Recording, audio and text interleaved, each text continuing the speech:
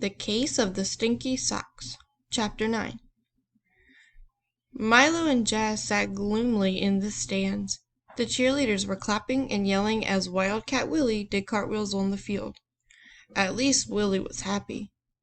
The way the game was going, he didn't have to worry about having to attend state finals. The substitute pitcher, Tim, was not doing too well.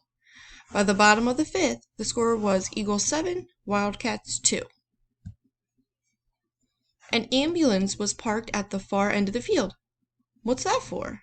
Milo asked, in case the Eagles die laughing at Dylan's sub. Jazz didn't even smile at his joke. "Oh, they have an ambulance at all the games, just in case." She stared at the bench. Poor Dylan. Milo didn't want to think about Dylan or the Sox. His very first case, and he had failed. His gaze wandered to the ambulance again. "Ambulance?" it said in big letters across the hood. Mirror writing. Just like when he had tried to read the cover of the magazine on Jazz's porch. Only this time, it was the other way around. The letters were painted backward, so the drivers looking in their rearview mirrors would see it the right way. Ambulance. Suddenly, a thought hit Milo like a baseball to the head. Looking in mirrors. That was it! "Jazz," he said, "what does Chip love to do?" "Play tennis? Besides that?" She shrugged. "I don't know. What?" "Chip loves to look at himself," Milo said.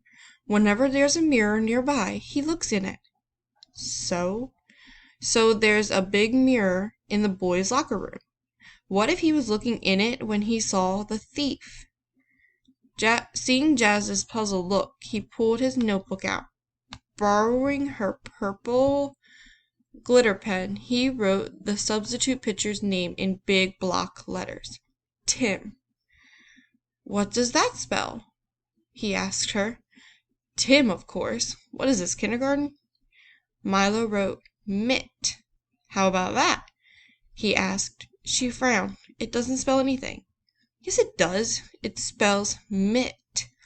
Mitt has 2 T's. "I know that," he said. "And you know that. But does Chip the Champ know that?" Jazz stared at him. But then she shook her head. Nobody could make a mistake like that. Milo thought about Chip glopping Mouse into his hair, and grinned. "Oh yeah," he said. "Somebody could." Together they ran down to the dugout, where the coach was talking to the players.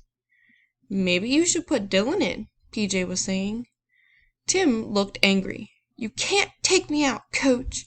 This is my chance to pitch. I won it fair and square." "No, you didn't," Milo said. Everybody turned to look at him. "You stole Dylan's lucky socks," he accused Tim. "You wanted to mess up his pitching so the coach would put you in his place." Tim scowled. "That's stupid."